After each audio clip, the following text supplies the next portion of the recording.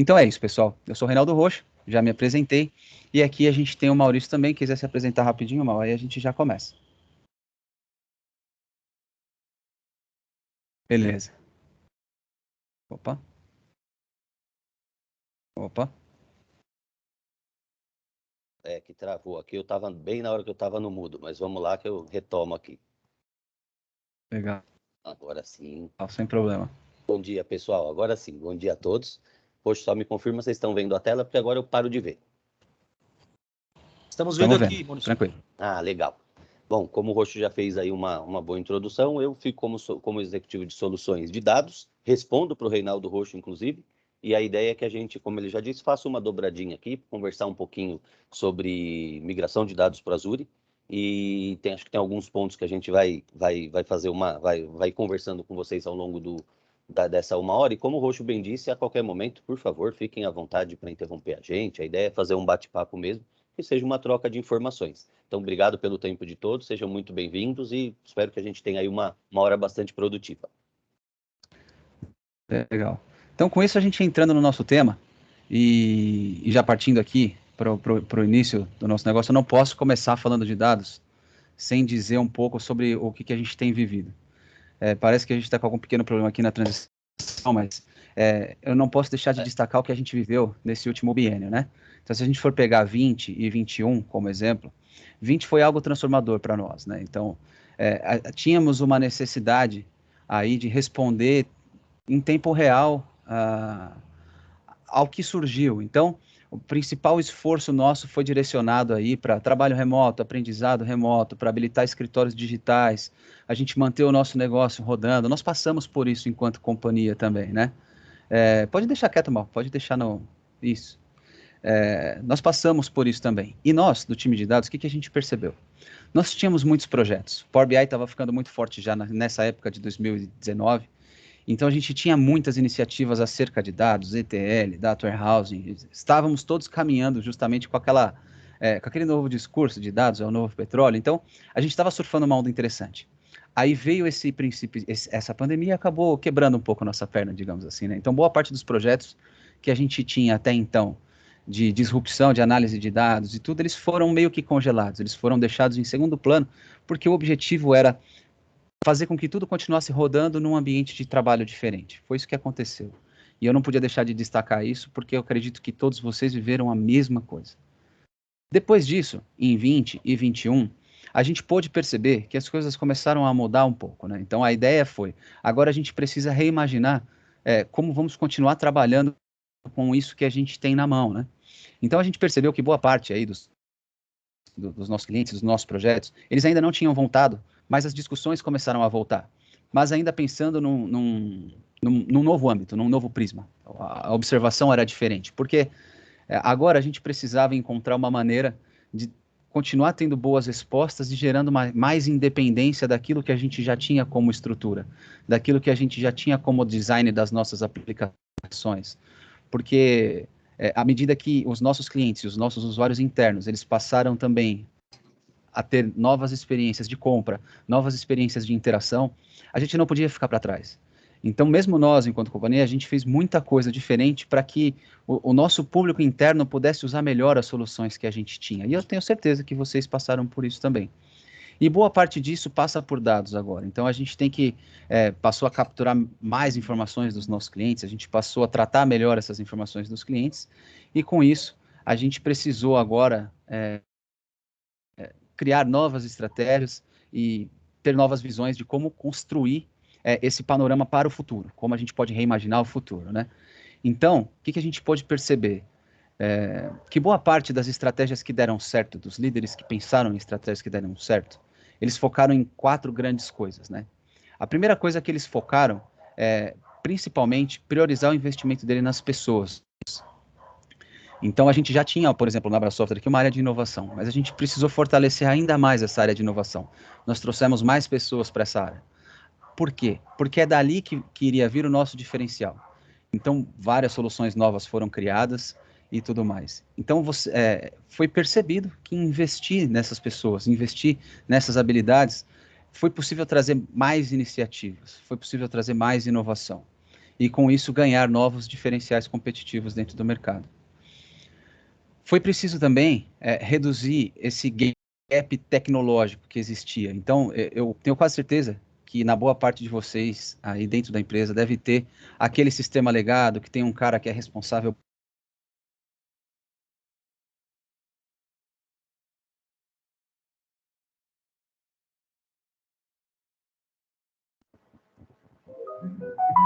Parei de ouvir aqui. Sumiu para mim também, Roxo, a voz. Ficou mudo.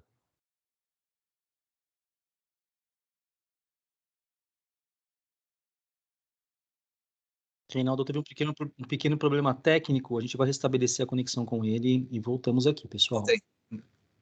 Voltei. Eu tive uma falha de energia elétrica aqui em casa e aí não estamos livres, né? Bem agora que a gente estava falando de gap tecnológico, né? Colocar um no-break na minha casa, ver se não acontecer mais no meu escritório. Mas, enfim, vocês me escutam bem? Escutando bem, Reinaldo, perfeito. Legal, obrigado, Fabi. Então, eu tenho certeza que em boa parte de vocês, assim como nós temos também, um sistema legado, aquele que é mais antigo, mas que é essencial para o nosso dia a dia. E a ideia é que a gente possa imaginar como modernizar esse tipo de coisa, justamente para simplificar as integrações. Eventualmente, é importante que mesmo esses sistemas legados, eles tenham condição de interagir melhor com o nosso cliente, de armazenar novas formas de dados e tudo. Então, boa parte das estratégias adotadas, elas vêm sendo direcionadas justamente para reduzir esse gap tecnológico, né? Para acelerar aí a modernização e diminuir aquele overhead, né? Aquele gasto a mais que a gente tem de energia com manutenção, com suporte e tudo mais, né? Um terceiro ponto de uma estratégia eficiente que vencedora que esse pessoal tem adotado passa justamente pelos processos de negócio, pelas operações de negócio. Então, aqui vai muito de encontro para traduzir em produtos. Vocês certamente já ouviram falar algo direcionado à Power Platform, né? Então, aquele processo manual que é chato, que é moroso, que consome muita energia, que precisa de um acompanhamento do olho humano, tudo isso precisa ser remodelado, precisa ser reimaginado de um jeito que possa liberar aquela pessoa para fazer aquilo que de fato importa. Então, pensar numa estratégia que vai tirar essa sobrecarga humana dos processos em si, né? E mais uma vez, o último ponto, mas não menos importante, ele passa de novo por pessoas. Vocês vão perceber que isso é muito importante. Quem já acompanha a Abra Software nas redes sociais, como o Fabi bem mencionou no começo, percebeu que boa parte da nossa energia vem sendo direcionada em capacitar os nossos profissionais, capacitar as nossas pessoas. Porque a gente também percebeu que com as habilidades corretas e com a cultura correta, as pessoas elas conseguem ser mais produtivas. Aqui você consegue até ir de encontro àquele ESG, né? Então você consegue impactar diretamente a vida da pessoa, você consegue impactar diretamente o ambiente e tudo. Então, investir na habilidade correta das pessoas é muito importante. Essas são as 4 principais estratégias que a gente percebeu aí nos nossos clientes e nas pesquisas que a gente fez em conversa com a Microsoft e tudo. Pode passar para o próximo, Mal, por favor. A gente sempre gosta de compartilhar alguns estudos aqui com vocês para não parecer que a gente fala por falar, né? Então, a fonte está ali embaixo, tem várias fontes de pesquisa, tem Flexera, tem Gartner, tem tudo. Então, a gente vai percebendo algumas coisas. Eu não quero citar todos aqui, porque são muitos, mas coisas que a gente percebeu, né? 23% do crescimento projetado está baseado em nuvem. Então, às vezes, não é muito comum a gente encontrar ambientes on-premises. Ele vem diminuindo, né? A gente encontra menos ambiente on-premises do que a gente encontrava no passado. Mas boa parte do ambiente on-premises que a gente encontra ainda está diretamente relacionado a dados, né? Então, a ideia aqui que a gente gostaria de compartilhar com vocês é muito provável que toda a sua estratégia de negócios para os próximos anos esteja direcionada para os seus investimentos serem em nuvem. Justamente para você melhorar a continuidade dos negócios, justamente para você ter uma possibilidade de crescimento maior e tudo mais. E a ideia é que a gente consiga mitigar esses riscos que a gente encontra com o ambiente de dados. Mas vamos avançando aqui. Então, a gente percebeu também que boa parte das organizações, quase 60%, responderam que existe dentro das estratégias daqui para frente, para o próximo ano, para esse biênio aqui de 22, 23, migrar algum workload específico para a nuvem. Eu entendo que colaboração já foi, então é pouquíssimo provável que algum de vocês ainda tenha algum e-mail dentro de casa, por exemplo. E já está tudo no Office 365, já está tudo na nuvem, e no 365, se tiver lá, é melhor. Mas, enfim, é possível que algum workload já esteja planejado de ser migrado para a nuvem daqui para frente. E um ponto muito importante para destacar aqui é que 90% dos nossos clientes, dos projetos que a gente vem pegando, eles não são 100% online. E por que eles não são 100% online? Porque eu não quero ser aqui o maluco que vai dizer, não, pega tudo que você tem on-premises e joga para a nuvem. Não, 90% deles ainda trabalha num esquema híbrido, alguma coisa online e alguma coisa on-premises. Então isso é normal, se você está passando por isso, não se sinta diferente, porque 90% dos nossos clientes estão assim também. Beleza? Então, a gente avançando aqui para o próximo ponto, e aqui mergulhando um pouquinho mais até para o Azure e pensando em conceitos de nuvem geral, por que que vem acontecendo mudanças para o Azure, né? São alguns gatilhos e a gente vai abordar alguns deles aqui. Eu não vou chover muito no molhado aqui, isso já é bem conhecido de vocês. Então, aí são vários pontos, né? Contrato de data center, ciclo de vida de software, ciclo de vida de hardware, integração. Então, às vezes, é muito difícil a gente ter algum software on-premises que é possível de integrar com alguma coisa moderna que a gente acabou de fazer aquisição, que vai casar com a nossa estratégia. Difícil, então é mais provável que a nuvem te ajude nisso.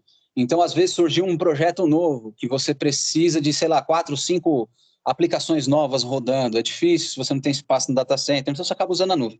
Então, os principais gatilhos são esses. A Microsoft divide em 2, e então, para nós, é uma abordagem interessante também. Então, a gente tem aqui os motivadores direcionados à infraestrutura e os motivadores ligados aí à modernização de aplicação. Então, às vezes, você quer construir uma aplicação que usa uma base de dados orientada a documento, por exemplo. Putz, mas você não tem uma base de dados orientada a documento aí instalada on-premise, vai dar um trabalho de instalar, qualquer coisa assim. E em nuvem já tem várias coisas prontas para isso. Então, os principais gatilhos são esses aí, né? Os gatilhos de migração e os gatilhos de inovação, e eles podem ser quebrados em 2. Basicamente isso. Provavelmente, algum deles já fez vocês levarem algum workload para a nuvem. Pode passar para o próximo, Mal. Então, por que os nossos clientes eles têm escolhido migrar? Isso é importante. Por que esse momento é interessante? Porque a gente percebeu também que muitos dos nossos clientes sofreram alguma pressão em um desses 3 pilares, né? Não, pô, você precisa gastar menos, tá com custo muito alto e tudo mais. Então, a gente percebe que a escolha por migração, eventualmente, ela passa por uma análise de custos. E aí, sempre vai cair numa análise de ROI, numa análise de TCO.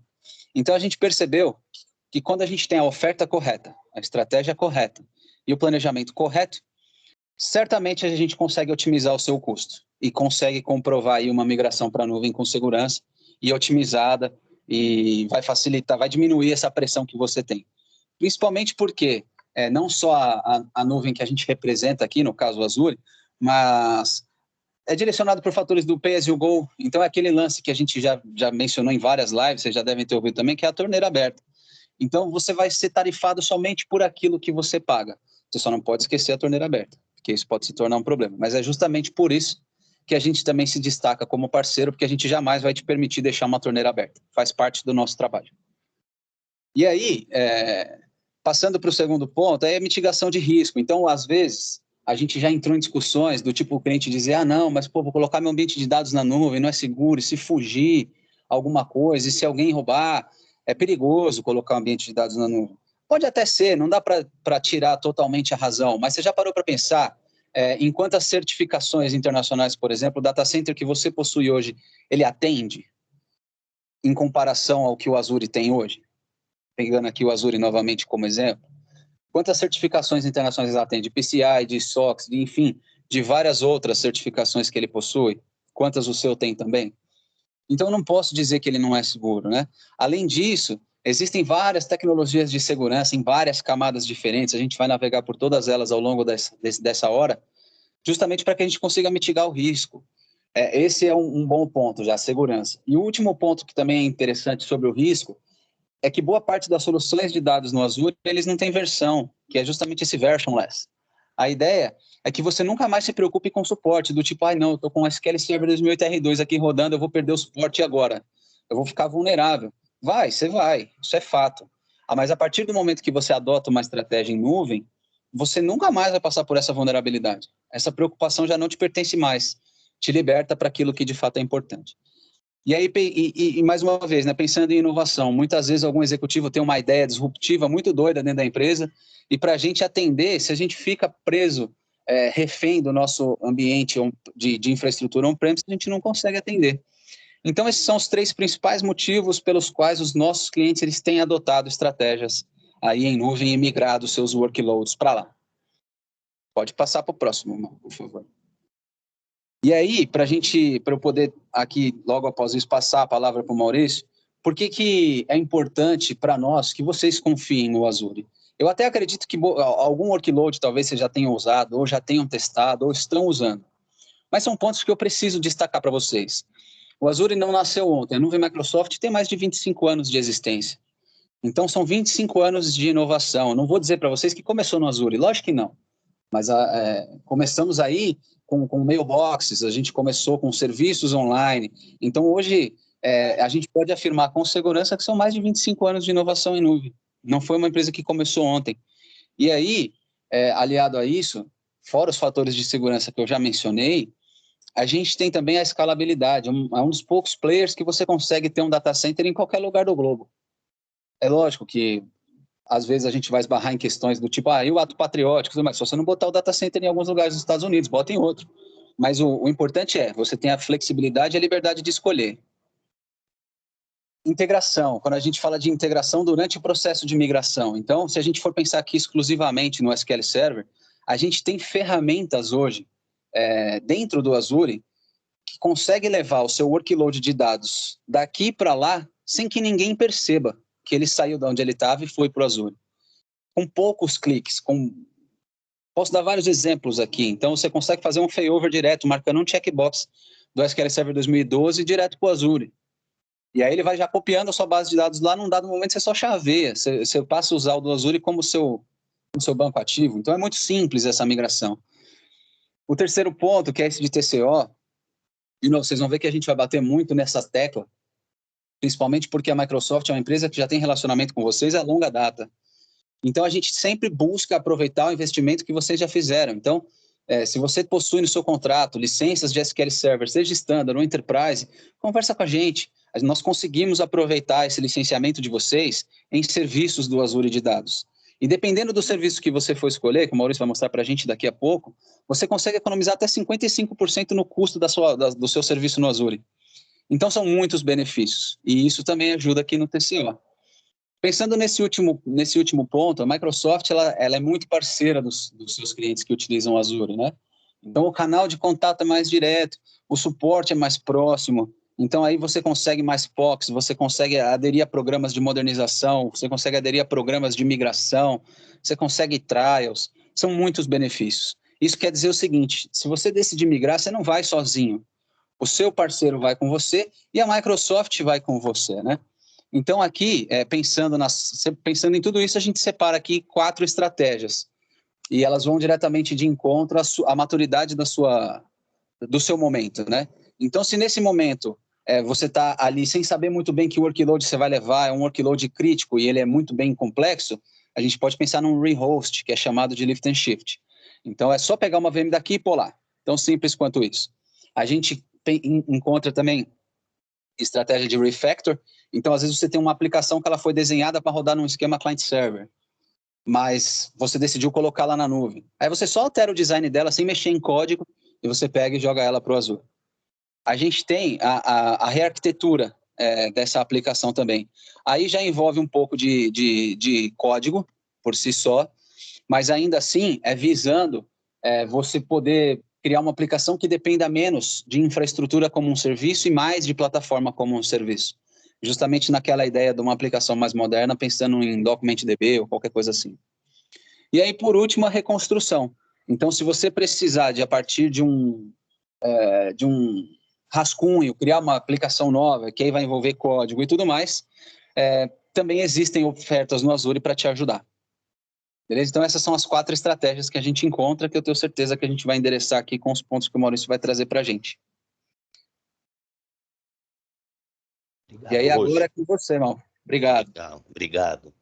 Bom, pessoal, exemplificando um pouco, né, até o que o Roxo estava falando, eu diria que dando prosseguimento com alguns exemplos, né, pegando até o gancho no que ele acabou de dizer aí, a gente vai ter, né, sobre a questão de você conseguir endereçar de acordo com a sua necessidade, com o teu cenário, até partindo da premissa de que, assim, como o Roxo também disse, assim, a gente sabe que não é simples assim, vamos mover para a nuvem.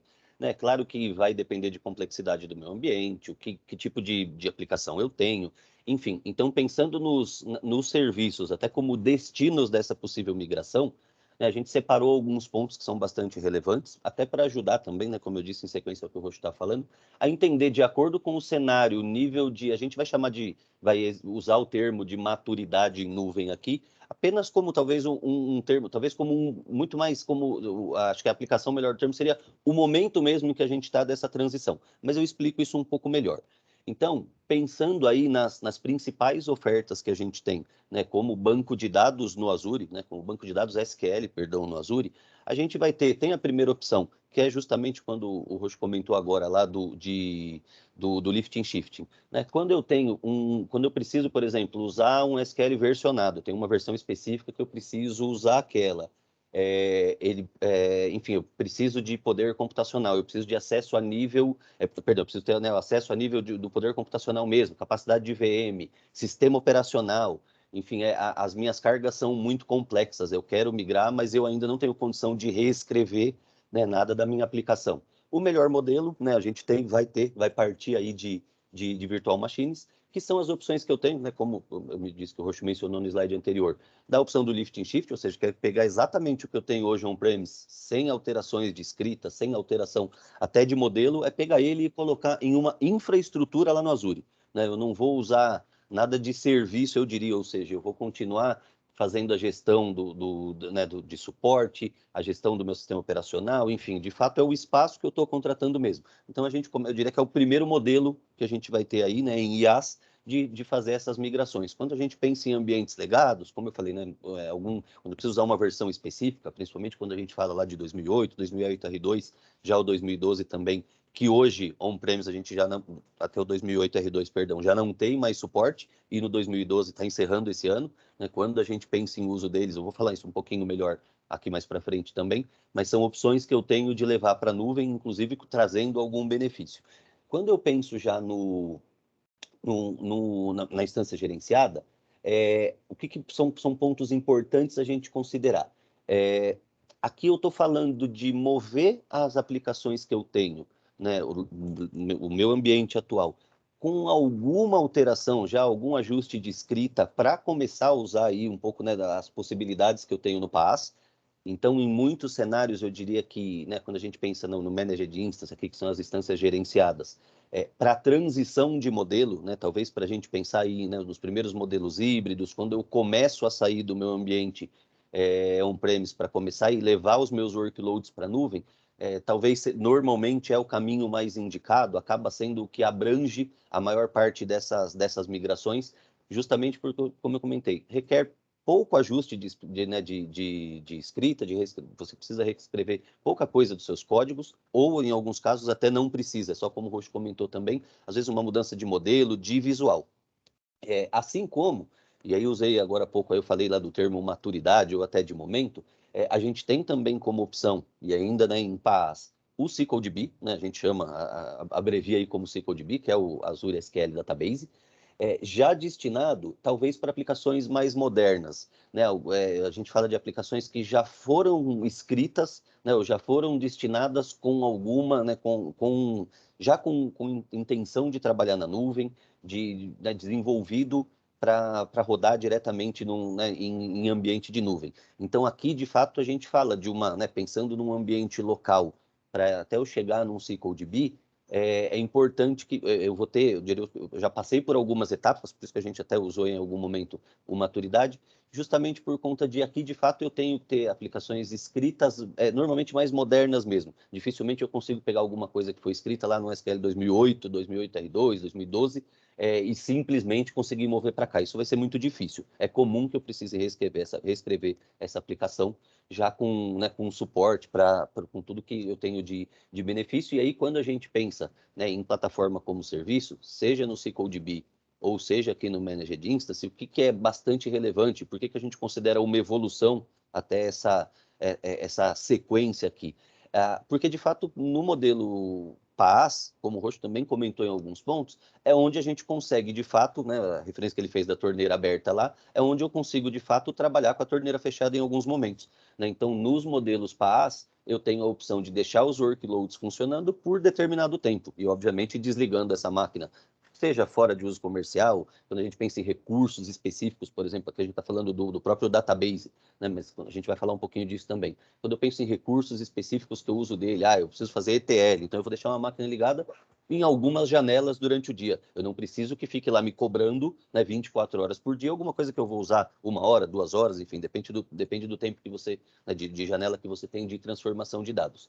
E o mais novo, talvez, já não tão novo, mas o mais novo, o último lançado aí da família dos componentes, que é o SQL Edge, né? Eu diria que aqui já para IoT, né? Ele perdão, andou aqui a mais do que eu queria. Ele já é um tipo de banco de dados para IoT, né? Justamente otimizado aí para a gente trabalhar com streaming, com séries temporais. Já também tem todos os conectores aí, os recursos de inteligência artificial integrados aqui nesse modelo. Com tudo isso, né, juntando todos esses pontos, até pela sincronicidade, se é que a gente pode... Opa, está andando aqui, eu nem tinha feito o movimento aqui. Desculpa, pessoal, só voltar no ponto que eu estava. Agora foi. O que eu estava dizendo? O meu mouse aqui que não está movendo, agora foi. Então, basicamente, o que a Microsoft, né, o que a Microsoft diz? Que quando eu penso no SQL, no Azure, ele sem dúvida é a melhor nuvem que tem para rodar, né? Para rodar o próprio SQL. Embora no Azure a gente sabe que eu consigo trabalhar com uma série de bancos de dados. Mas por conta das interfaces, dos componentes serem, né, desenvolvidos sob a mesma lógica, né? Inclusive todos esses recursos, quando a gente fala de SQL já no Azure, tudo que foi desenvolvido para o Azure segue a mesma lógica, né, que a gente tem né, oriundos lá do SQL Server. Então, quando a gente pensa até em conhecimento, né, maneira de capacitação de profissional, a gente consegue usar muita coisa do que já tem, né, para fazer para conseguir usar, né, os recursos novos, né, trabalhando já com o Azure. Por que, inclusive, né, como eu acabei de falar, por que a gente considera ou a gente entende que o Azure é a melhor escolha mesmo para rodar, né, serviços do SQL? Justamente como eu comentei, cada um dos serviços da família foram construídos no mesmo mecanismo do SQL Server, né? Ele é totalmente gerenciado e sempre atualizado, ou seja, a gente passa também, como o Roxo mencionou, eu passo a ter menos demandas do ponto de vista de infraestrutura mesmo, de preocupações com gerenciamento, com manutenção de infra, consigo, né, focar mais esforço no que realmente é mais interessante, no que de fato é mais relevante para o negócio, inclusive. A gente até tem um termo aqui, fugindo um pouco da apresentação, que fala justamente até da transição aí, do caminho do profissional de TI ao longo dos anos, né? Pegando uma historinha aí bem simples, que conta inclusive bastante sobre a idade, mas quando a gente pensa, né, na introdução mesmo de TI, década de 80, 90, como que era visto o profissional de TI? E talvez uma transição que a gente tenha passado aí, né, principalmente no começo dos anos 2000, eu uso uma referência que o Roberto Prado, que é um diretor da Microsoft, acredito que muitos aqui conheçam, ele fala muito sobre isso, que é justamente ele quando se formou lá, na verdade estava se formando ainda estagiário, foi trabalhar em uma empresa, né, no CPD, e era, né, a sala toda de vidro, todo mundo olhava lá para dentro como se fosse o oásis da empresa, e que em algum momento ele saía para ir fumar um cigarro ou para fazer qualquer coisa, tomar um café, e todo mundo olhava para ele, nossa, é o cara ali do TI e tal, né, é o cara do CPD, na verdade, na época, e ele era só um estagiário. E aí ele conta até que ao longo da trajetória, conforme ele foi evoluindo, né, evoluindo na carreira, progredindo, ele já como gerente na Microsoft, já com um cargo mais elevado, ele começou a se deparar com situações de jovens que acabavam de se formar, ou também, até como ele no começo da trajetória. Às vezes até não tinha, e chega para ele, você configura o meu dispositivo aqui para mim, por favor. Então, até essa visão, né, de talvez era o cara do CPD, passou a ser um simples cara, configura aqui para mim, E talvez a gente, quando a gente menciona, né, eu dei essa volta na história aqui, justamente para dizer que quando a gente começa a poder se concentrar de novo no que é relevante para o negócio, né, deixando de ter talvez alguns, né, conseguindo talvez, se é que a gente pode chamar de terceirizar, né, algumas dessas responsabilidades que a gente sabe que, né, que com segurança, obviamente, consegue estar respaldado, obviamente a gente começa, inclusive, retomar aí um papel de importância, até como, né, na posição mesmo, né, da gente, como, eu diria, defendendo o nosso lado aí como TI, de não ser visto como custo, como uma área de custo que gera custo, mas que gera realmente solução, né? Então, é bastante importante a gente né, considerar esse ponto. Também a gente falou bastante já do menor, né, de menor TCO, e mais para frente a gente vai ver até um exemplo, talvez um pouco mais melhor desenhado aqui, de como a gente atinge esses até 85% de redução que a Microsoft menciona. E por último, na verdade, né, a questão de que o SQL rodando no Azure é uma melhor maneira de proteger seu investimento com segurança integrada e inteligente. A gente tem já, né, pensando no Azure, embora, inclusive, eu, ao longo da trajetória aí com a Microsoft, a gente ouviu falar bastante coisa sobre segurança, e o Roxo também ressaltou alguns pontos, mas imagina que a gente tem, e eu também vou mostrar um pouquinho melhor aqui, a gente vai ter recursos aí que corrigem ameaça em tempo real, faz detecção inteligente, alerta proativo, né, de avaliação, de vulnerabilidade. Então, eu já tenho realmente muito recurso pensando aí na proteção disso. Além do que, esses dois últimos pontos aqui, né, do saving aí do TCO, juntando com a proteção, tem bastante a ver com a questão né, como eu falei, no exemplo que a gente vai dar lá de como chega, de fato, com as formas de contratação, eu vou exemplificar isso um pouco melhor e a gente vai ver na prática que sai do discurso da gente, né, sai de apenas do discurso, a gente entender essa proteção, tanto de investimento quanto né, de solução mesmo e dos meus recursos. Aqui a gente tem um fluxograma, se é que eu posso chamar assim, que eu achei fantástico, tá? Ele embora seja bem simples, é até uma forma que a gente tem, eu diria, bem didática, né, de entender os modelos, quando faz sentido ir para uma VM, para uma instância gerenciada, ou até já para um SQLDB, né? E por isso que a gente falou lá de maturidade, de momento talvez da transição. Então, basicamente, a gente tem, né, tem algumas informações que eu consigo ver aqui, né? Estou falando de migração. Eu preciso, como a gente comentou lá, de acesso em sistema operacional, eu preciso, por exemplo, instalar um reporting services, perdão, um análise services. Eu preciso usar uma versão específica, né? Eu preciso instalar ainda, eu tenho uma aplicação que só roda nessa versão específica, então eu não consigo ainda mover por um modelo que é, como o Roxo comentou lá, versionless. Eu preciso de ele requer uma versão específica, não tá desenhado para funcionar em outra versão ou até em um recurso de database que, né, que não tenha versionamento. Eu vou, né, respondendo sim para uma dessas perguntas que a gente tem aqui, a gente já sabe que o melhor caminho, de fato, é a VM no Azure. Se eu respondo não, ou seja, eu não tenho, de fato, alguma dessas necessidades específicas, mas me interessam agentes do SQL, me interessa um modelo de instância, linked server, cruzar com né, o meu banco de dados SQL com outros tipos de banco, com outros tipos de transações. Eu tenho aqui a opção, inclusive, de um Integration Services eu já consigo trabalhar com ele. O Managed Instance, até por isso que, voltando lá para o que a gente disse, quando eu tenho pouca necessidade, ou até em alguns casos nenhuma necessidade de reescrever o que eu tinha, né, e já usar um modelo de PaaS. Então, né, também tem aqui algumas das perguntas. E pensando até, quando a gente usou, de novo, né, me corrigindo aqui, embora seguindo no termo de maturidade, é muito mais quando a gente fala do ambiente mesmo, né, de quanto ele está preparado para eu conseguir, né, para o modelo em que eu pretendo mudar. Quando é que faz sentido, por exemplo, eu já pensar num SQLDB? Eu preciso de um modelo, de trabalhar com modelos de database já.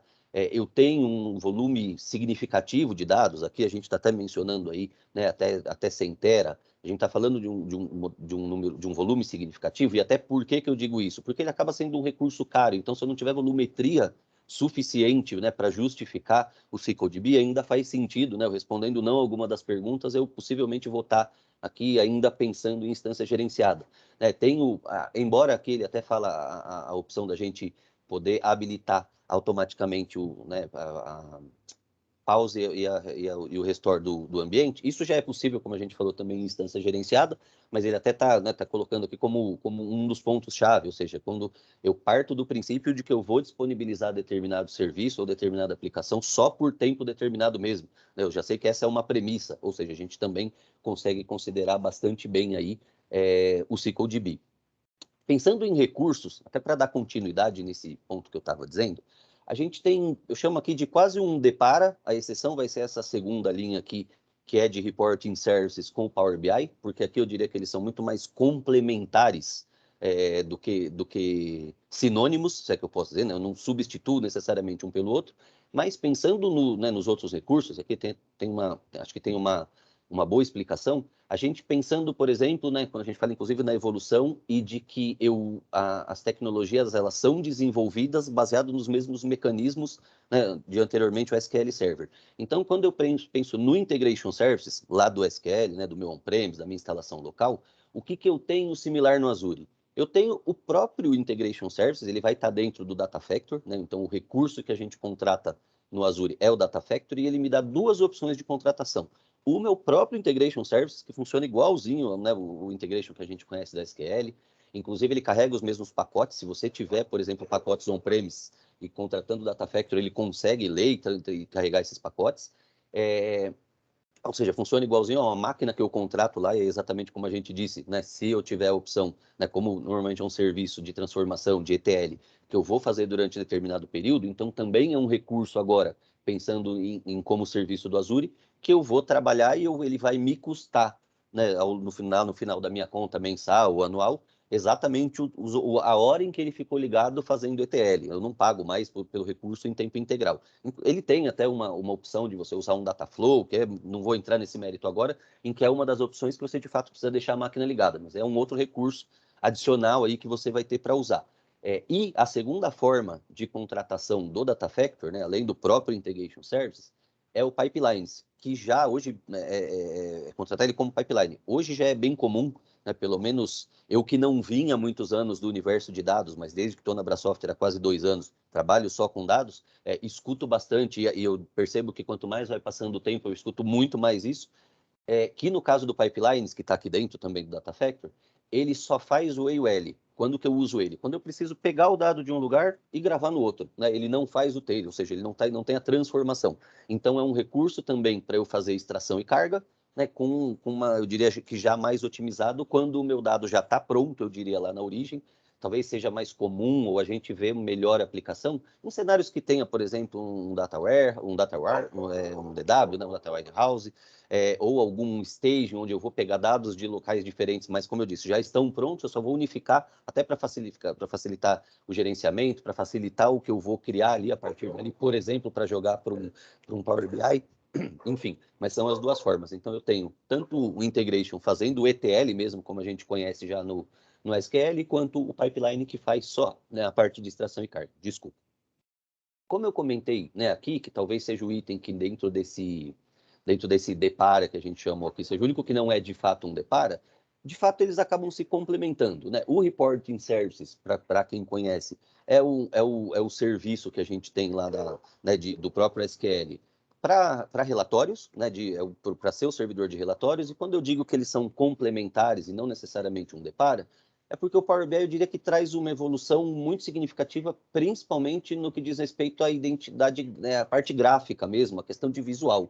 Né? No Reporting Service eu trabalho muito mais com relatório mesmo, é muito mais dado que eu visualizo em números. O Power BI já me dá bastante opção gráfica. Por isso que eu digo que aqui não né, eles são talvez mais complementares ou até a evolução, né, uma evolução do outro do que necessariamente um depara. Mas pensando como um serviço de relatórios, que é onde eu vou gerar indicadores para fazer análise e tomar, né, decisão de negócio em cima desses indicadores, aí sim dá até para a gente considerar como um depara de solução. Né? Elas só não são tão idênticas quanto talvez as outras que a gente viu aqui. Enfim, um análise services. A gente, né, pensando em recursos também. Assim como ele existe lá no SQL Server, eu também tenho uma forma, eu consigo contratar ele no Azure, direto como Azure Analysis Service, ou seja, assim como a gente viu no Data Factor, é uma máquina que eu contrato para fazer o meu serviço ali do análise, então para cubo, para preparação de memória de cálculo, quando eu quero, né, normalmente quando a gente trabalha com volumes grandes de dados também, para fazer essa preparação, né, essa parte de preparação do dado, eu já consigo contratar diretamente aqui como um serviço. E ainda pensando no próprio análises, mais especificamente para modelos multidimensionais, aí também a gente volta lá para o primeiro modelo, porque o que vai me dar esse suporte é de fato só a VM mesmo. Então eu tenho aqui também, até, embora tenha recurso, ele até está descrito aqui como um IaaS, porque é um modelo que eu contrato como infraestrutura mesmo, né, para poder usar a parte de multidimensional, quando a gente volta a dizer lá a questão de acesso às capacidades mesmo da VM, então onde que eu vou armazenar aqui esses modelos, onde que eu vou salvar esses cubos, enfim, a gente pensa no modelo de virtual machine mesmo. Seguindo aqui, pessoal, aqui sim os exemplos, talvez a gente vai entrar de quando, ou pelo menos exemplificar um pouco melhor, como que se aplicam, os recursos que a gente tem para redução de TCO mesmo, para melhor aproveitamento do nosso investimento. Então, o que aqui está, os pontos que aqui a Microsoft destaca como oferta. Primeiro é o AHub, né? Ele aqui inclusive está como Azure Hybrid Benefit, mas ele tem o AHub, é justamente porque entre um use aí, né? Que é justamente quando a gente pensa no nome do benefício, o Azure Hybrid Use Benefit, como é que eu uso isso, como é que ele se aplica, o que quer dizer, né? Como é que eu chego nesse... Eu até não gosto de fazer essa referência aqui, porque a gente vai estar comparando com a AWS, então eu tenho algumas... A gente tem uma comparação melhor para fazer pensando propriamente em Microsoft, mas o que eu queria destacar aqui? Primeira coisa, quando é que eu tenho o direito de usar o AHub? A gente está falando, até vou fugir um pouquinho só de banco aqui, porque ele também se aplica para o Windows Server, está considerando, obviamente, que quando a gente pensa numa VM, por exemplo, né, ou numa solução que eu vou instalar banco de dados, eu preciso considerar, né, o sistema operacional também. Nas opções PaaS, a gente já tem diretamente o banco como serviço, né, mas para IaaS eu preciso lembrar que eu também considero o sistema operacional. Então, primeira coisa, quando é que eu tenho o direito de usar o AHub, né, o benefício híbrido do Azure? Quando eu tenho a licença de Windows e SQL Server com software assurance ativo. Aqui acredito que para muita gente isso também seja chovendo molhado, mas só para a gente já partir dessa premissa. Né? Ocasionalmente eu recebo alguns questionamentos a respeito disso, até no sentido de, mas posso usar esse mesmo benefício em outra nuvem? Não, lembrando que a Hub é Azure Hybrid Benefit. Separando, inclusive, o seguinte, que diferente do que a gente tem lá, o License Mobility, que quando eu contrato uma licença com Software Assurance, ele me permite, por exemplo, que eu use em um outro data center, que eu use numa nuvem, na GCP, na AWS. O que ele não vai me dar é alguma das vantagens que a gente já vai ver aqui. Né? Então, usar, né, pelo License Mobility, eu tenho o direito de usar a minha licença em qualquer lugar. O AHub é um pouquinho diferente disso e eu já vou exemplificar por quê. Inclusive, aí entrando na questão das licenças. Esse benefício, talvez, que eu vou dizer aqui, ele é mais aplicável quando a gente pensa, aliás, ele é muito mais aplicável e mais perceptível quando a gente considera, aí falando do SQL, o Enterprise. Por quê? Assim como eu disse agora que para Windows e para SQL Server, e vai servir igual para SQL Server Standard, eu diria que assim, eu consigo não perder ou aproveitar o meu investimento da seguinte maneira. Se eu tenho a licença adquirida com Software Assurance, eu consigo usar ela, né, no meu ambiente agora cloud, e obviamente que eu não vou pagar pela licença nesse ambiente, porque eu já tenho a licença, então eu trago a licença para poder usar nele. Pensando especificamente quando a gente vai falar do SQL Enterprise, além de eu poder trazer e usar a minha licença no ambiente que eu estou contratando, e aí obviamente eu não pago pela licença, para os serviços de PaaS, que a gente viu lá, a instância gerenciada e o SQLDB, né, o database do SQL, a gente tem ainda uma vantagem em relação à contagem de licenças. Então, enquanto, né, só são válidas as licenças por core, esse é um ponto importante também, né, só eles que se aplicam para o benefício híbrido. E o que acontece? Enquanto num cenário on-premise, ou até quando eu estou usando em um data center, enfim, em cenários comuns, o licenciamento do SQL funciona uma licença para cada 2 cores, quando eu estou falando de PaaS, né, em instância gerenciada ou no SQLDB, essa uma licença para cada 2 cores, ele dobra, porque aí cada licença, nesses 2 modelos de serviço, cobrem até 4 cores. Então, é por isso que eu falo que quando a gente pensa no Enterprise especificamente, ele vai me dar um benefício ainda mais significativo quando eu olho para custo, né? Então, imaginando que para uma instalação local, sendo bem simplista aqui, num servidor de 4 núcleos, eu vou precisar de 2 licenças. Para uma instalação, né, para um SQLDB ou para um Managed Instance, eu contrato um servidor de 4 núcleos usando uma única licença do SQL Enterprise.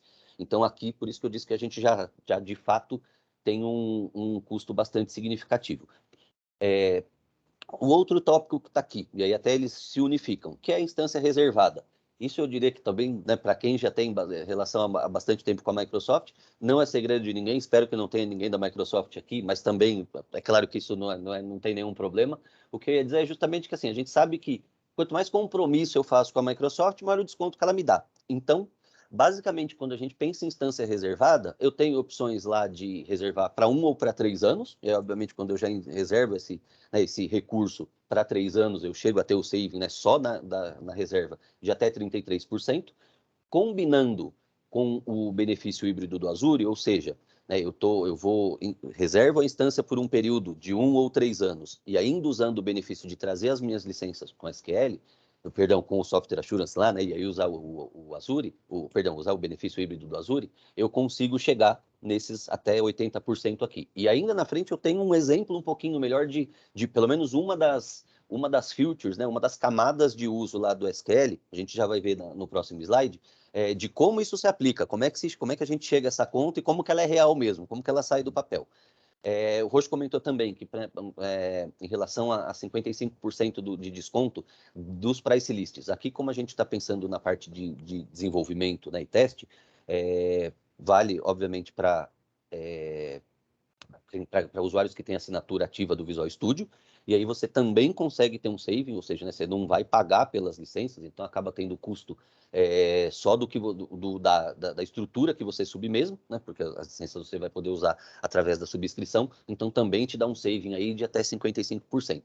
E, embora tenha ficado por último aqui, talvez, né, para alguns cenários específicos, justamente nos pontos que a gente comentou de legado, de ambientes com SQL 2008, 2008 R2 e já o 2012, considerando que, se eu não estiver enganado, é junho ou julho desse ano o fim do suporte, o que eu tenho de grande vantagem também pensando em mover, e aí é que obviamente a gente está falando de VMs, né, porque voltando lá para o que a gente falou, se eu estiver falando de versionamento, ou seja, eu preciso usar o SQL com versão específica, é a VM que vai me dar esse, né, que vai me suportar isso, o que eu tenho de ganho aqui? Como é que a gente vai converter isso aqui um pouco melhor? Como a gente falou, hoje, inclusive desde abril de 2019, o SQL 2008 e o 2008 R2 já não tem mais suporte. Então, se eu tiver ele instalado local, eu não tenho mais nenhum suporte, né, nenhuma atualização de segurança, eu não tenho mais suporte da Microsoft. Movendo ele para uma VM no Azure, a Microsoft me garante esse suporte por até mais 3 anos. Vale para o 2008 e para o 2012 também, como eu falei, né, que já vai ter o fim do suporte, com uma ressalva aqui. Embora também tenha um slide que fala um pouquinho disso, mas eu só vou abrir aqui, porque aí talvez, como não teve nenhuma, a gente não parou nenhuma vez, não teve nenhuma interrupção de pergunta, talvez eu falo agora e no último, se for o caso, a gente discute um pouquinho melhor, porque pode gerar aí alguma dúvida. Mas por que a gente fala de até 3 anos? Essa conta aqui a Microsoft faz da seguinte maneira. Nós estamos em 2022, que é quando vai, inclusive, encerrar lá no meio desse ano o suporte do 2012. E aí, ou seja, hoje a Microsoft oferece mais 3 anos. Então, isso quer dizer que vai até lá em 2025. Porém, se essa contratação for feita o ano que vem, ela não vai mais me dar mais 3 anos. No ano que vem, ela já vai me dar mais 2 anos. E daqui 2 anos, ela só vai me dar mais um. Porque o prazo limite é 25. Então, quando a gente. É 2025. Então, quando a gente está falando desses, né, que me dá mais 3 anos, de fato se aplica para agora, tá? Para 2022. Em 2023, ou seja, daqui um ano, esse mesmo discurso vai dizer que ela me dá mais 2 anos de suporte estendido, porque de fato o prazo máximo é 25. Alguém abriu o microfone, por favor. Não sei se era algum ponto. Acho que não foi. Não sei se foi sem querer. Eu vou seguir aqui e aí, por favor, fiquem à vontade.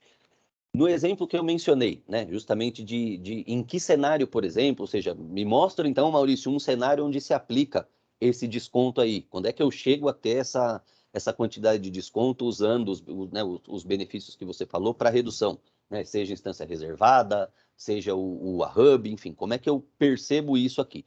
Primeiro que aqui do lado, né, ele até faz, primeiro ele tem a regra, né, que é justamente para clientes com SA ativo, né, ou subscrições, porque em modelo de subscrição, como o contrato EAS, por exemplo, o SA é nativo, então ele está lá. E aqui ele tem as regrinhas, né, ou pelo menos os tópicos que ele menciona, que a redução é significativa para rodar SQL em AS e PAS no Azure, embora a gente até dê o exemplo aqui que PAS a gente percebe que ela fica muito mais, significativa. Só está disponível, como eu disse, para, né, o modelo de licenciamento por core. E uma questão importante aqui, porque eu também, normalmente, assim, eu diria que em alguns casos eu nem recebo a pergunta.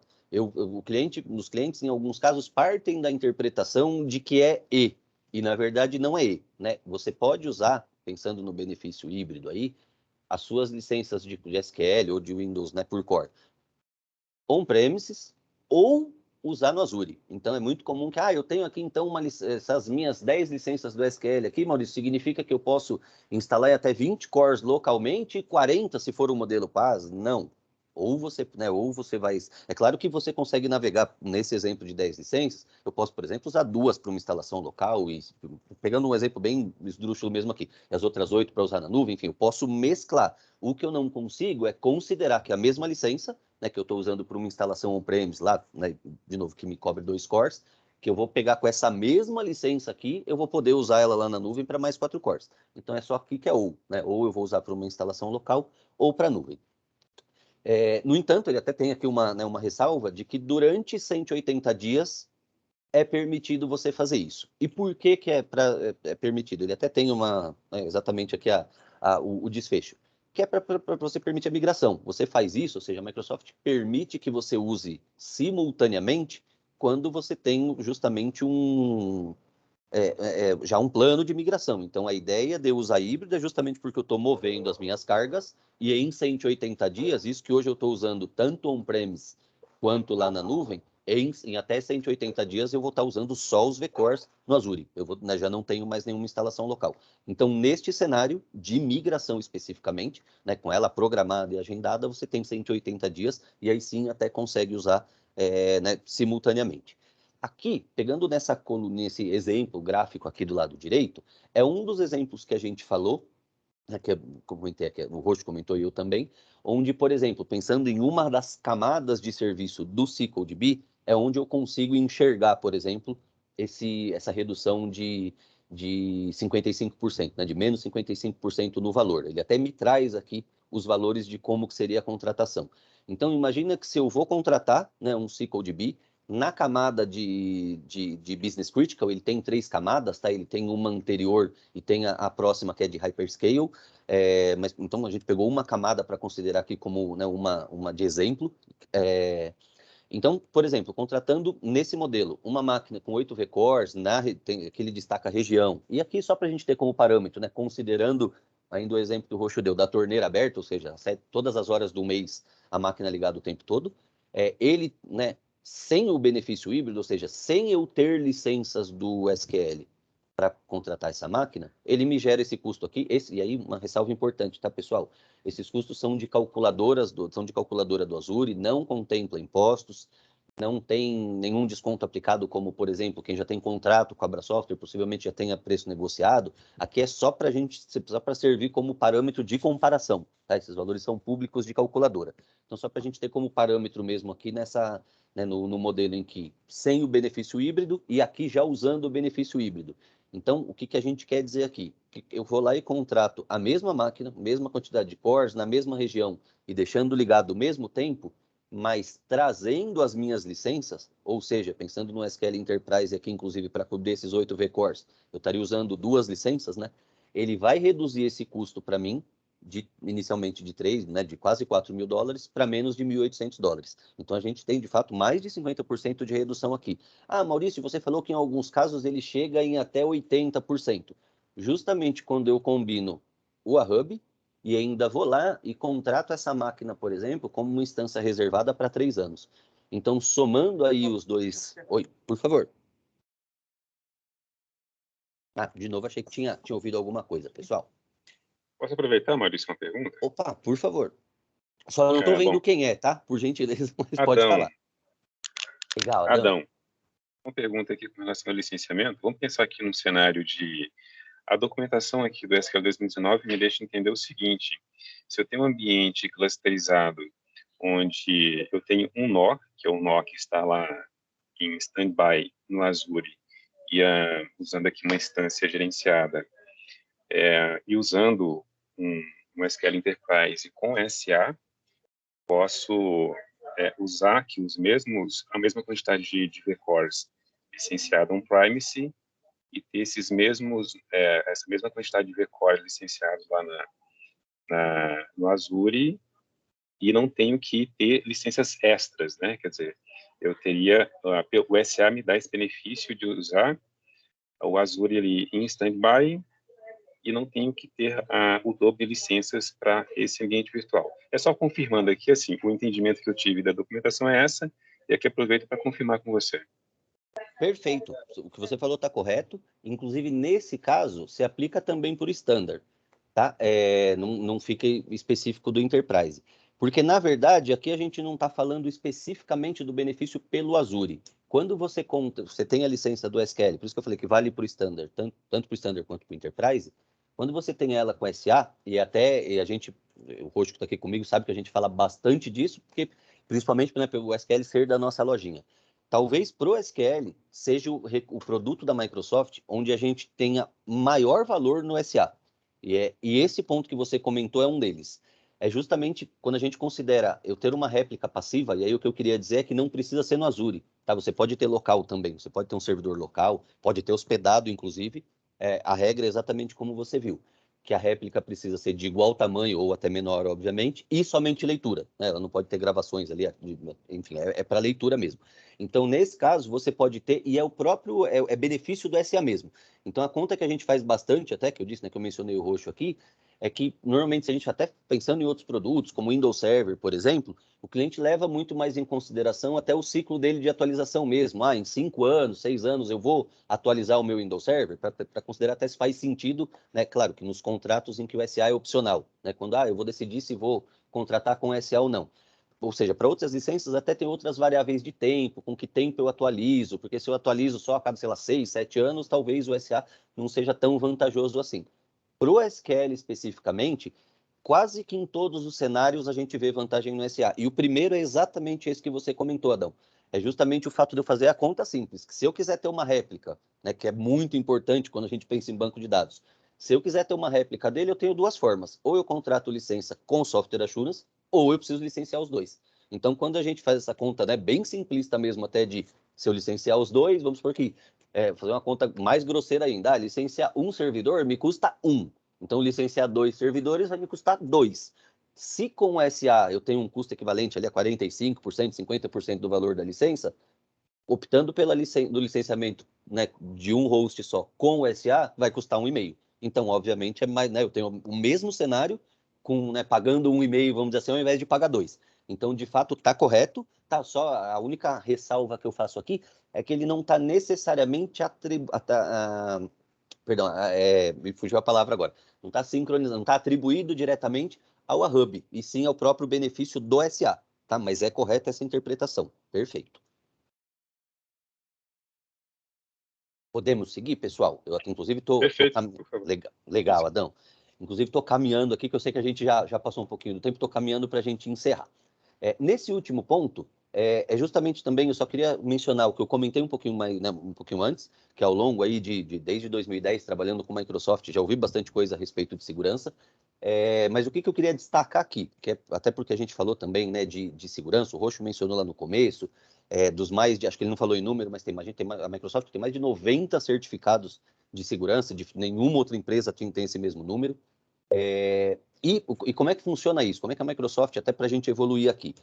A ideia da Microsoft é um modelo de segurança baseado em camadas, né? Então, eu consigo vir de dentro para fora, como a gente até consegue ver na imagem aqui, fazendo proteção de dado desde, né, de criptografia, o TDE lá, né, para encriptar os dados, até camadas de gerenciamento de acesso e, por exemplo, quando eu penso já no ATP aqui, em descoberta avançada mesmo, quando a gente fala de um modelo ativo mesmo de prevenção, eu também comentei isso em algum momento, né, de alertas de ameaças, enfim. Então, eu tenho recursos distintos, que se complementam, e até eu consigo dizer que junto a gente, juntando essas 3 camadas, de fato a gente consegue ter um nível bastante robusto até de segurança, né, de camadas de segurança dentro né, nos níveis em que a gente precisa aplicar.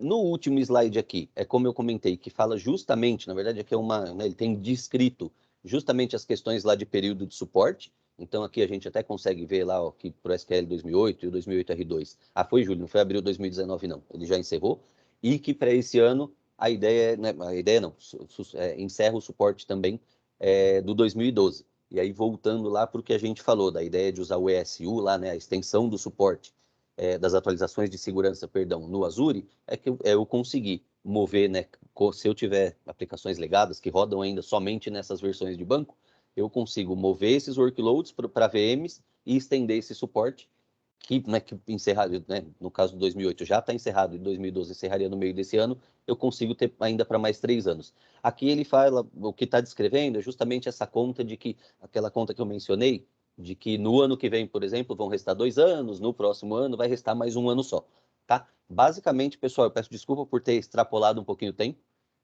basicamente, pensando aí na parte dos componentes e na forma de comercialização, eram esses os pontos que eu tinha para falar. A gente tem na sequência do slide aqui, eu até vou convidar o Roxo de novo, algumas informações, por exemplo, sobre databases open source, como que a gente, né, consegue incluir e trabalhar com eles no Azure, mas ele também moveu sozinho, acho que ele está com a mesma transição daquele primeiro slide. Poxa, eu não sei se você está aí, está nos ouvindo, quer retomar, o que Não, você eu escuto quer bem. enxugar daqui para a gente conseguir concluir. Pessoal, preciso pedir desculpa para vocês, eu vou pedir só a paciência de mais 5 minutinhos para a gente encerrar, porque eu não posso deixar de falar as últimas 2 coisas que eu tenho para falar para vocês. Então, a primeira coisa resumindo praticamente os próximos 3 slides, a Microsoft ela não tem um olhar somente para os seus produtos, né? Ela se preocupa com a comunidade, com aquilo que você já gosta de usar. Então, Mal, se você quiser passar até para o próximo, já facilita aqui. Perfeito. Então, dentro do Azure, você tem possibilidades, inclusive, não só de SQL Server. Então, muita gente falou sobre SQLDB, muita gente falou sobre Data Factory, a gente falou alguma coisa ou outra aí sobre Managed Instance. Mas e se eu uso MariaDB? E se eu uso MongoDB? E se eu uso Postgre? O que eu faço? Não se preocupa. Dentro do Azure existe um portfólio voltado para você também. Então, aqui rapidamente, se você quer uma instância gerenciada de MySQL, tem lá. Se você quer um Postgre, tem lá. MariaDB, tem lá também. Perfeito. E qual é a vantagem de eu utilizar essas coisas open source dentro do Azure? A primeira vantagem é que você, de novo, você vai ter o mesmo parceiro que somos nós ao seu lado e o mesmo fabricante ao seu lado. Sabe aquela briga que às vezes você enfrenta para conseguir um suporte, para conseguir um negócio com a comunidade? Esquece. A Microsoft vai te dar suporte. Então, dentro da Microsoft tem parcerias de suporte com Red Hat, tem parceria de suporte com várias outras distribuições open source aí para te ajudar. Inclusive, quem usa Postgre e está acostumado com Citus, por exemplo, quando a gente diz Hyperscale como uma função do SQLDB, é o Citus do Postgre. Então tem isso lá para você também, se você quiser, com a vantagem que tem os mesmos certificados de segurança do Azure, mesmas camadas de segurança do Azure. Então aquilo que o Mal falou sobre Threat Protection ali atrás, o ATP, e sobre as vantagens de IP, tudo vai ser aplicado ao seu ambiente open source também, beleza? Pode ir para o próximo, Mal. Então, mais uma vez, para deixar claro para vocês que, independente daquilo que você usa, a Microsoft e nós temos condições de te apoiar a levar esse ambiente para o Azure. E com confiança, e com segurança, e com apoio. Então, aqui são as 3 opções, né? Isso aqui é um pouquinho de chover molhado, eu vou ignorar a primeira coluna, porque ali é on-premises, ou seja, a responsabilidade inteirinha é sua, seja lá do que você tiver. No segundo, são as opções de IaaS. Então, o que tem lá? Você tem VM de SQL Server, você tem VM de MySQL, você tem VM de Postgre, de MariaDB, e aí a Microsoft fica com a responsabilidade da virtualização do hardware e da gestão do data center. O resto ainda é seu. E quando a gente pensa em plataforma como um serviço, tem serviços PaaS de MariaDB, de Postgre, de MySQL e de SQLDB também. Então, pessoal, a ideia é a seguinte, não importa para nós muito o que você usa. O que nós estamos querendo dizer para você hoje traga aquilo que você usa para a gente construir junto um plano de modernizar isso que você já usa e te oferecendo mais possibilidade de esporte, te oferecendo mais possibilidade de segurança e redução de custo. Esse é o nosso objetivo. A gente se preocupa muito com os investimentos que você faz para que você direcione aquilo para o lugar certo. Pode avançar para o próximo, Mal. Então, o que de fato, a mensagem principal de hoje para vocês é: a Microsoft possui frameworks, a Microsoft possui metodologias e a Microsoft possui parceiros. E tudo isso nós entregamos por eles, nós estamos alinhados com todas essas estratégias. Então, o que eu quero deixar claro para você? Se você hoje enxergou alguma possibilidade aqui de, olha, tipo, olha, eu não conhecia isso que o Maurício falou, isso que o Roche falou aqui de opções de dados no Azure, me interessou. Eu tenho um workload aqui que eu queria migrar ele. Cara, traz pra gente, vamos junto definir uma estratégia. A gente define em parceria, depois a gente vai procurar o apoio executivo que a gente precisa, a gente vai engajar como parceiro de vocês e a gente vai definir essa estratégia. Depois que a gente definir essa estratégia, a gente vai planejar como isso vai ser executado. Então, seja ambiente de POC, ambiente de piloto, ambiente de trial, estudos de TCO, construir um business case de fato junto com vocês, para que a gente possa garantir que isso vai ser um sucesso. Temos aqui várias trilhas de aprendizado, a gente pode apoiar o time de vocês a melhorar nas habilidades a ponto de gerenciar esse universo novo que a gente está propondo aqui, deixar o caminho pronto para que você possa aterrissar sem nenhum problema, sem nenhuma turbulência. Esse é o nosso objetivo. E no final, a execução da migração propriamente dita, né? Então, o nosso grande objetivo é compartilhar com vocês a nossa disposição e o nosso conhecimento para isso. Então, nós temos condição de construir esse plano junto. Tem um plano chamado CAF, que é o Cloud Adoption Framework, que é da Microsoft, e a ideia é que, através dele, a gente consiga navegar por todos esses pilares aqui e construir uma estratégia de sucesso junto com vocês. Vamos para o próximo, Mal, só para a gente encerrar de vez. Então, aqui, o que eu quero dizer? Não me interessa muito qual a sua fonte, nem muito qual é o seu destino, mas o meio do caminho já tem ferramentas dentro do próprio Azure para te ajudar. Então, se você pensar, como é que eu faço o assessment hoje? A gente tem aquela visão de assessment que um cara vem, conversa com todo mundo, leva um mês para fazer o assessment. Não, esquece isso para dados. Tem uma ferramenta dentro do Azure chamado DMA, que é o Database Migration Assistant. Esse assistente, ele serve para você dizer qual é a tua origem, qual é o destino que você gostaria de ter, e ele faz o resto para você, ele te devolve um relatório na hora, dizendo quais são os possíveis issues de migração, como você remedia esses issues, e a partir do momento que você der o ok, tiver tudo certo, ele mesmo migra para você. Esse assistente, ele tem um tier gratuito de uso no Azure, então se você quiser testar, se você quiser experimentar, fica à vontade. Ele tem um tier gratuito lá. Óbvio, ele tem os pagos também? Tem. Mas nem vamos entrar nisso agora, não faz sentido. Mas até as ferramentas a Microsoft já deixa à sua disposição para que você possa fazer suas migrações. Antes da gente partir, o nosso muito obrigado aqui, eu preciso dizer para vocês que nós temos a permissão aqui de oferecer assessments para essas migrações, né? Sem que você se preocupe com o custo. Então, se você tem uma demanda e você está afim de fazer isso acontecer, você acreditou em tudo isso que eu e o Maurício passamos as últimas hora e 10 minutos aqui conversando, cara, Pelo menos uma parte. pelo menos uma parte. Traz pra gente, pô, vamos junto, vamos construir esse business case e tudo mais, né? Então, conta com a gente, tiver o caso, traga, que a gente vai ter o maior prazer em ajudar. E aí, no mais, desculpa esses 12 minutos a mais, o tema demandou, e a gente fica aqui à disposição de vocês. A gente quer deixar um link depois também, para que você conheça melhor o DMA. É um link meio que de demo da Microsoft. A gente tinha uma demo preparada, mas a gente teve um problema no último minuto com a máquina que a gente tinha. Mas isso não significa que a gente não pode compartilhar com vocês, beleza? E aí, se alguém tiver alguma dúvida, fica à vontade, abrir o chat, abrir o microfone.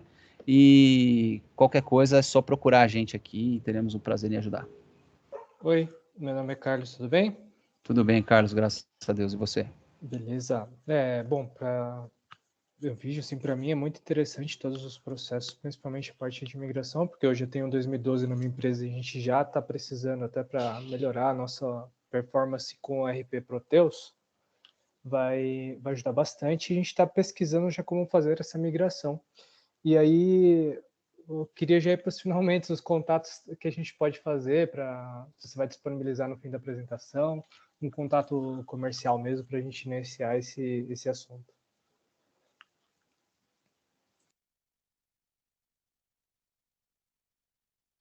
Eu acho que a gente acabou não colocando aqui, mas eu ponho no chat. Então os e-mails, mas a gente coloca. Ponho no chat aqui agora.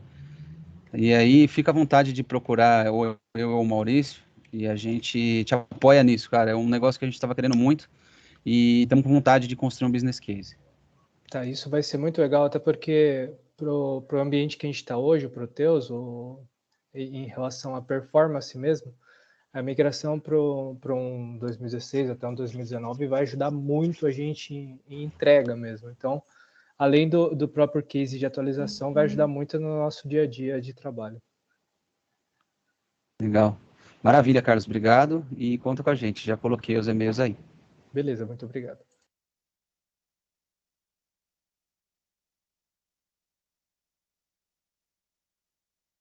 No mais, pessoal, acho que é isso. Se ninguém tiver mais nenhuma dúvida, a gente já pode encerrar por aqui. O Ricardo Pina já comentou, a gravação será disponibilizada para vocês. O canal de comunicação está aberto. De repente não encontrou agora uma demanda pronta, não veio na cabeça, mas se surgir depois, não hesite em procurar a gente. A gente está com muita vontade de construir novos casos de sucesso e modernizar. É para frente que a gente anda e queremos fazer essa caminhada junto com vocês, tá bom? Mais uma vez, obrigado. Desculpa o estouro do tempo aqui e conte conosco sempre. Obrigado, pessoal. Valeu, obrigado. Obrigado, pessoal. Tchau, bom trabalho para todo mundo. Tchau, obrigado.